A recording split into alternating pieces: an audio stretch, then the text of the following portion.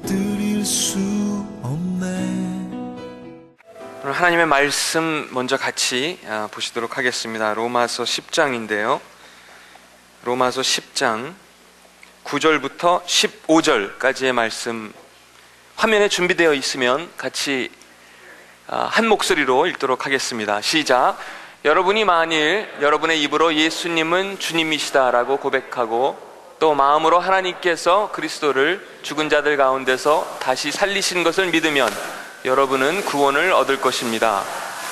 여러분은 마음으로 믿어 의롭다함을 얻으며 입으로 고백하여 구원을 얻습니다. 성경은 이렇게 말합니다.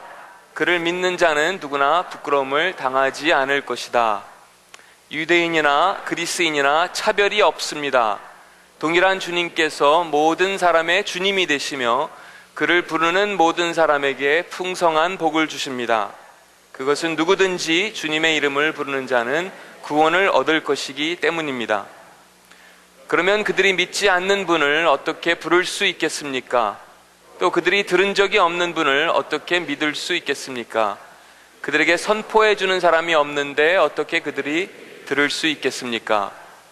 그들이 보냄을 받지 않았다면 어떻게 선포할 수 있겠습니까? 좋은 소식을 전하는 사람들의 발이 얼마나 아름다운가라고 기록된 말씀처럼 말입니다.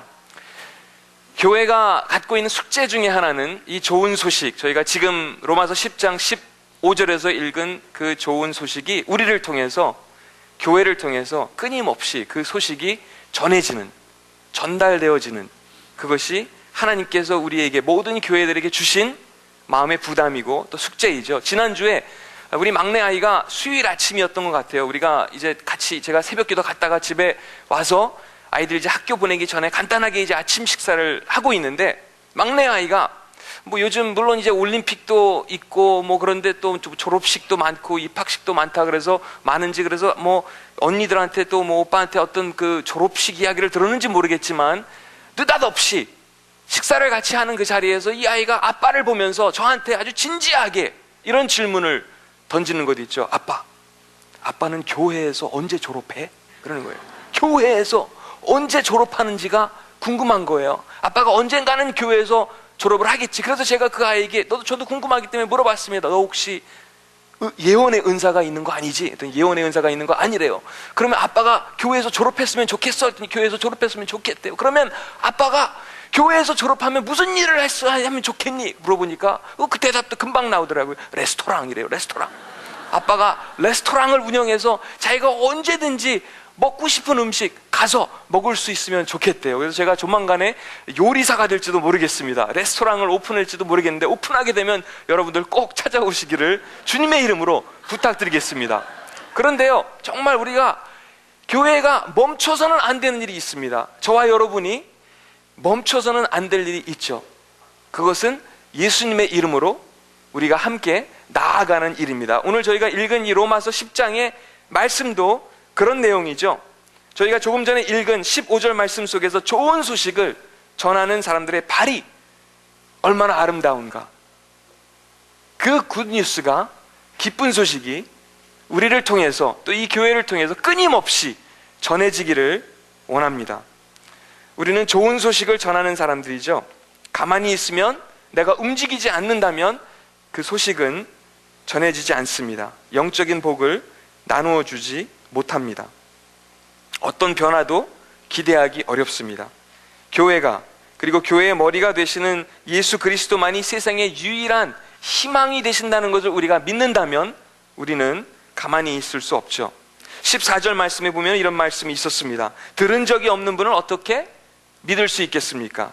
그들에게 선포해 주는 사람이 없는데 어떻게 그들이 들을 수 있겠습니까? 그들을 찾아가야만, 내가 내 자신을 움직여야만, 그리고 전해야만 들을 수 있게 됩니다. 사람들이 이해할 수 있는 언어로 찾아가야 되겠죠. 피부에 와 닿는 언어로 우리는 나가야 됩니다. 얼마 전에 어느 분들이 기차를 통해서 이제 출장을 가는 길에 그런 일이 있었다고 하죠.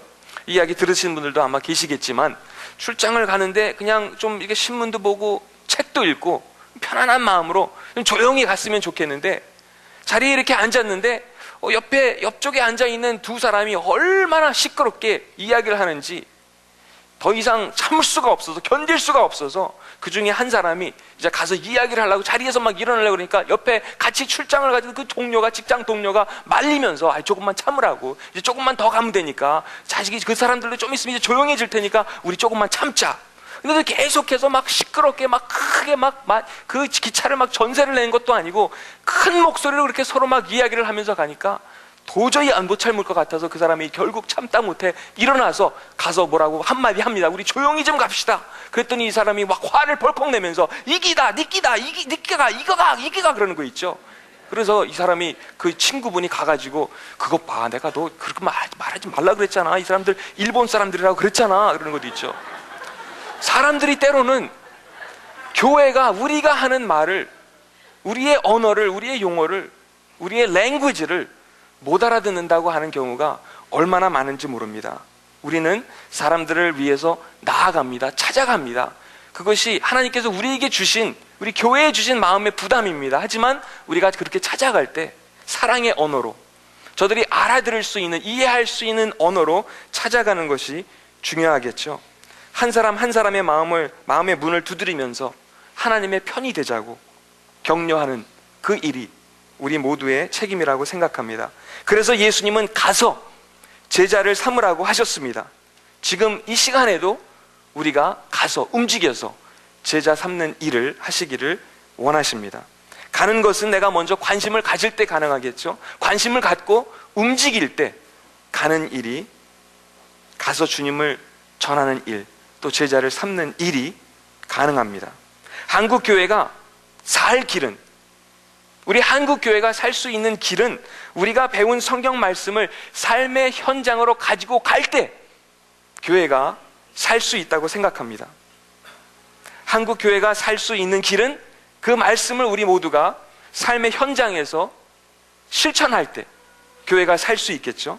말씀을 사건으로 만들 때, 우리가, 저와 여러분이 우리의 매일매일의 삶의 현장에서 그 말씀을 사건으로 만들어 갈 때 교회가 살 수 있다고 생각합니다. 그런데 그 일을 사실 가장 잘할 수 있는 위치에 있는 사람들은 여러분입니다. 목사님들도 아니고 전도사님들도 아니고 신학생들도 아니고, 사실은 여러분이, 평신도가 그 일을, 그 역할을 가장 확실하게 할 수 있다고 생각합니다. 어느 분이 조사를 했어요. 교인들을 대상으로 당신에게 가장 영향을 준 사람은 누구입니까? 교회 안에서 다 조사를 해봤더니 목사님들은 거의 없어요.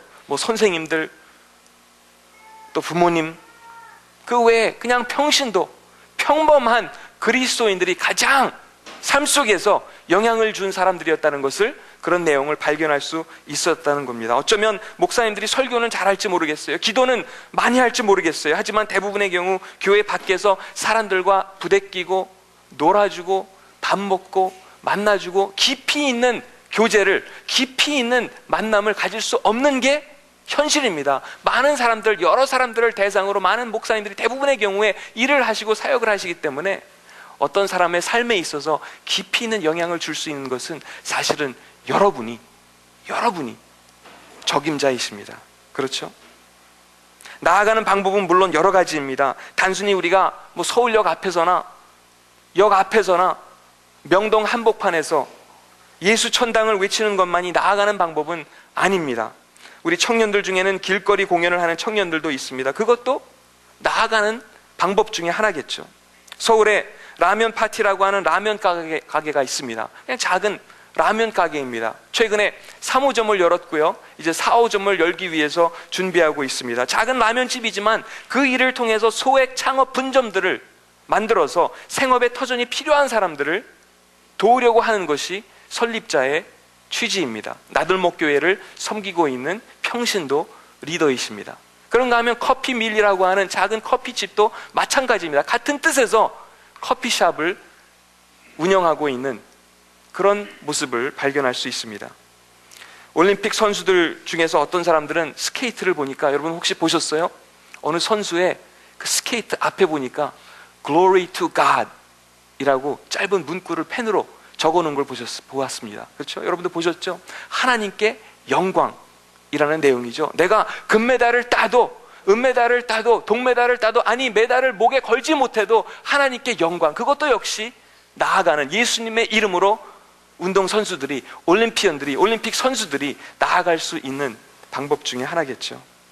내가 직장인이든 교사이든 의사이든 운전기사이든 구멍가게 주인이든 어떤 일을 하든 내가 있는 삶의 자리에서 예수님의 이름으로 최선을 다할 때 그것이 우리가 나아갈 수 있는 방법이 될 수 있는 것입니다.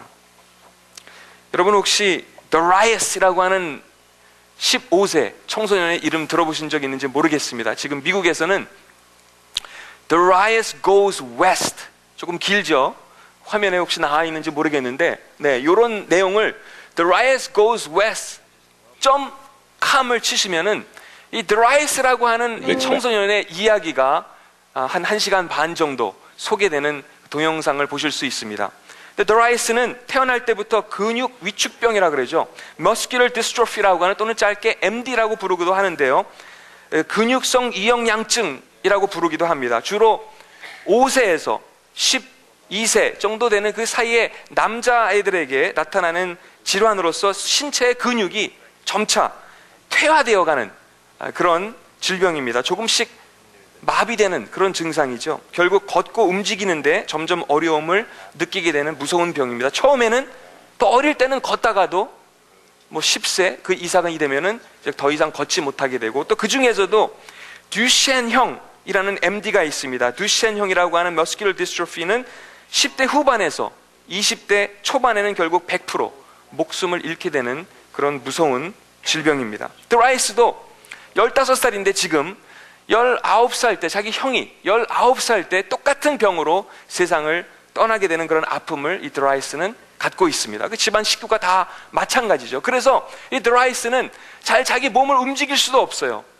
자기 몸을 움직이려면, 또 휠체어를 타려면 누군가의 도움을 반드시 받아야만 됩니다. 그래서 드라이스가 갖고 있는 꿈은 이 병에 대해서 좀 더 많은 사람들에게 알리고자 여행을 떠나게 됩니다.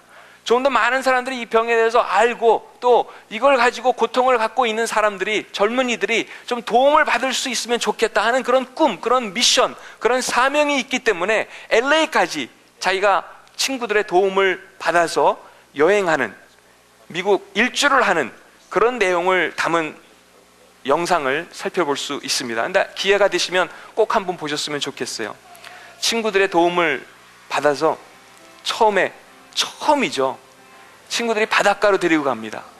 그래서 바다 그 안에 바닷속으로 같이 뛰어들어가는 그런 장면도 볼 수가 있습니다. 근데 처음으로 물 위에서 혼자 설 수가 없거든요. 다리가 너무 약하기 때문에, 힘이 없기 때문에 설 수 없는데, 물 속에서는 조금 어느 정도 떠 있을 수 있으니까 혼자 서는 그 감격의 순간, 그때 막 소리를 지르고 외치는 그런 드라이스의 모습을 볼 수 있습니다. 자기가 사는 동네, 그 지역은 한 번도 벗어나지 않았던 그 소년, 엄마 품을 한 번도 떠나보지 않았고 떠날 수도 없었던 그가 친구들의 도움을 힘입어서 도전을 하게 되는 그런 모습을 볼 수 있습니다. 70년대에 이 병을 알리기 위해서 제리 루이스라고 하는 코미디언이 그와 비슷한 운동을 펼친 바는 있지만, 지금은 제리 루이스라고 하는 이름조차 기억하는 사람이 많지 않아서 그의 바톤을 받아서 그 일을 자기가 이어서 해야 되겠다는 그런 사명을 갖고, 미션을 갖고 이 일을 드라이스는 하고 있습니다. 하지만 이 일이 쉬운 일은 아니죠. 자신의 몸을 움직이는 것도 보통 불편하고 또 힘든 일이 아닙니다. 하지만 드라이스는 자기 자신보다 더 큰 어떤 꿈, 더 큰 미션, 자기 자신보다 더 큰 사명을 갖고 자신을 움직이는 그런 모습을 볼 수 있습니다. 그 미션을 갖고 자기와 똑같은 질병을 앓고 있는 사람들이나 앓게 될 사람들을 도와주고 싶은 열정이 가득하기 때문에 그렇게 자신을 움직이고 있습니다. 나 자신이 아닌 남을 위해 나를 움직이는 일은 보통 어려운 일이 아니죠. 거북한 일입니다. 불편한 일입니다. 부담스러운 일일 수 있습니다. 교회의 사명도, 나아가는 일도, 예수님의 이름으로 복음을 증거하는 일도 마찬가지입니다. 가서 제자 삼는 일은 쉬운 일이 아닙니다. 목욕 봉사를 가는 것 쉽지 않습니다. 의료봉사를 가는 것 쉽지 않습니다. 호스피스 사역을 하는 것 쉽지 않습니다. 후생원을 정기적으로 찾아가는 것 쉽지 않습니다. 하지만 예수의 사랑이 필요한 것, 예수의 복음이 필요한 곳이라면 어디든 나아가는 것이 우리가 존재하는 이유인 줄 믿으시길 바랍니다.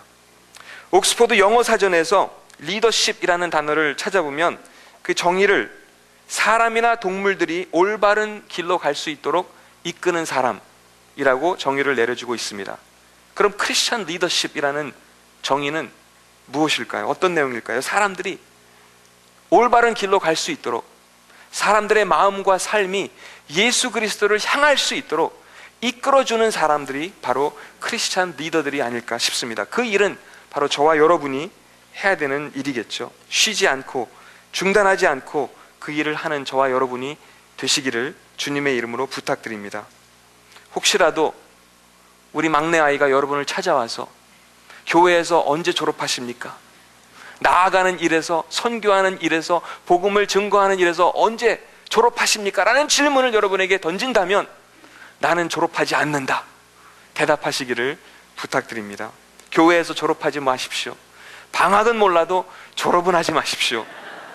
하나님과의 관계에서도, 그분과의 만남에서도 졸업하지 마십시오. 나아가는 일에서 졸업하지 마십시오. 예수님이 다시 오시는 그날까지 우리는 모든 민족을 향해 나아가고 아버지와 아들과 성령의 이름으로 세례를 주고 침례를 주고 예수님이 명령하신 모든 것을 가르치는 일에서 졸업할 수 없습니다. 조금 불편해도, 조금 힘들어도 예수님의 이름으로 나아가시길 바랍니다. 시골 어르신들을 위한 의료봉사로 나아가고, 장애우들을 위한 목욕봉사로 나아가고, 말기 암 환자들을 위한 호스피스 봉사로 나아가고, 청년들을 위해 캠퍼스로 나아가고, 직장 선교를 위해 일터로 나아가고, 해외 선교를 위해 나아가고, 잃어버린 한 마리 양을 위해 예수님의 이름으로 나아가는 저와 여러분이 되시기를 부탁드립니다. 누구에게나 세 가지 컨택이 있다고 합니다. 그래서 컨택이 뭔가 물어보니까 우리가 눈에 끼는 컨택 렌즈를 뜻하는 게 아니라 세 가지 컨택이 있는데 그 컨택을 영어로는 hand contact, 또 heart contact, 그리고 eye contact이 있다고 합니다. 누구나 이것을 가지고 누구나 나갈 수 있는 것이죠. hand contact, 그리고 heart contact, 그리고 eye contact입니다. 사람들은 우리가 하는 말에 크게 관심을 갖지 않습니다. 오히려 말을 너무 많이 한다고 하는 경우도 있습니다. 교회 다니는 사람들은 입만 살아있다고 말하는 사람들도 없지 않아 있습니다. 하지만 우리가 손으로, 마음으로, 눈맞춤으로 나아갈 수 있다는 뜻이죠.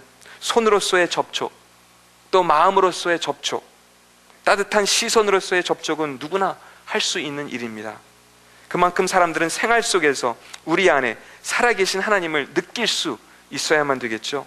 그 일을 위해서 나아가는 저와 여러분이 되었으면 좋겠습니다. 이것이 하나님께서 우리를 교회로 부르신 이유이기 때문에 그렇습니다. 예수님은 어부들에게 나를 따르라고 하셨습니다. 그리고 이제부터는 사람을 낚는 어부가 되게 하리라고 약속하시고 도전을 주십니다. 하지만 사람을 낚는 어부가 되기 위해서는 어떻게 해야 되죠? 우리가 사람들이 있는 곳으로 먼저 나아가야 됩니다. 나 자신을 움직여야 됩니다. 내가 먼저 찾아가야만 됩니다. 오래전에 선교사님들은 우리나라를 일부러 찾아와서 좋은 소식을, 조금 전에 저희가 읽은 로마서 10장의 그 좋은 소식을, 기쁜 소식을, 굿뉴스를 전했습니다. 우리를 위해서 바다를 건넜습니다. 가만히 있지 않았습니다. 생각만 하거나 기도만 하지 않았습니다. 오히려 자신들을 움직였죠. 움직여서 우리 언어를 배웠고, 우리가 먹는 음식을 먹었고, 우리가 입는 옷을 입고 다니면서 이 나라 곳곳에 흩어져서 학교를 세웠고, 병원을 세웠고, 고아원을 세웠고, 교회를 세웠습니다. 우리가 오늘 어쩌면 이렇게 모일 수 있는 이유도, 예배를 드릴 수 있는 이유도 저들의 땀과 눈물이 있었기 때문에 가능한 일이 아닐까 싶습니다. 나를 위해 십자가를 지신 예수, 그 사랑을 경험한 사람들은 가만히 있지 못합니다. 예수의 이름으로 나아가는 것, 그것이 바로 교회이기 때문입니다. 미국의 2004년 대선에 플로리다주의 흑인 6만 명이 투표하지 않았다는 정보를 입수한 오바마 본부는 지난 2008년에 플로리다주의 그 6만 명에게 일부러 연락을 해서 자신을 지지해주고 반드시 투표해달라는 부탁을 합니다.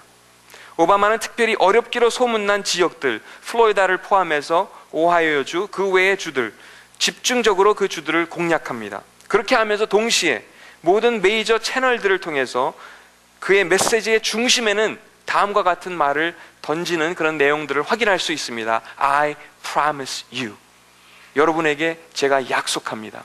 I promise you. 더 좋은 미래를 여러분과 함께 만들어 나가겠습니다. 더 나은 미래를 여러분과 함께, 더 나은 미국을, 더 나은 사회를 여러분과 함께 만들어 나가겠습니다.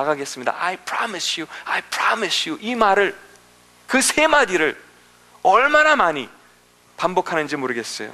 한 표라도 더 얻기 위해서 오바마 본부 측은 열심히 움직였습니다. 열심히 찾아갔습니다. 그리고 열심히 설득했죠. 교회는 어떻습니까? 사람들이 교회 안으로 오기만을 기다려서는 안 되죠. 우리가 찾아가야 됩니다. 예수님의 이름으로 나아가야 됩니다. 그리고 똑같은 그 말을 던질 수 있어야만 됩니다. I promise you. 여러분에게 약속합니다. 당신에게 약속합니다. 하나님께서 여러분을 당신의 삶의 현장에서 만나 주시기를 원합니다. 함께 해 주시기를 원하십니다. 여러분의 기도를 들어주시고 그 기도를 응답해 주기를 원하시는, 여러분의 친구가 되기를 원하시는 그 하나님이 여러분을 기다리고 계십니다. I promise you. 약속합니다. 그 말을 건넬 수 있는 좋은 소식을, 기쁜 소식을 오늘도, 내일도, 모레도 전할 수 있는 저와 여러분 되시기를 부탁드립니다. 같이 기도하시겠습니다. 이 시간 잠깐 기도하실 때 내가 있는 그 삶의 자리에서 보다 구체적으로 하나님의 증인이 될 수 있도록 이 시간 하나님의 도우심을 위해서 기도하는 시간을 잠깐 가졌으면 좋겠습니다. 하나님, 내가 있는 삶의 자리에서 내가 만난 그 하나님을, 내가 경험하고 있는 그 하나님을 보다 적극적으로 전할 수 있는 그러한 복음의 씨앗, 복음의 통로가 될 수 있도록 하나님, 저의 삶을, 저의 일터를, 저의 가정을, 저의 학교를 하나님 사용하여 주시옵소서. 이렇게 저희들 잠깐 같이 기도하는 시간 갖도록 하겠습니다. 같이 기도하실까요?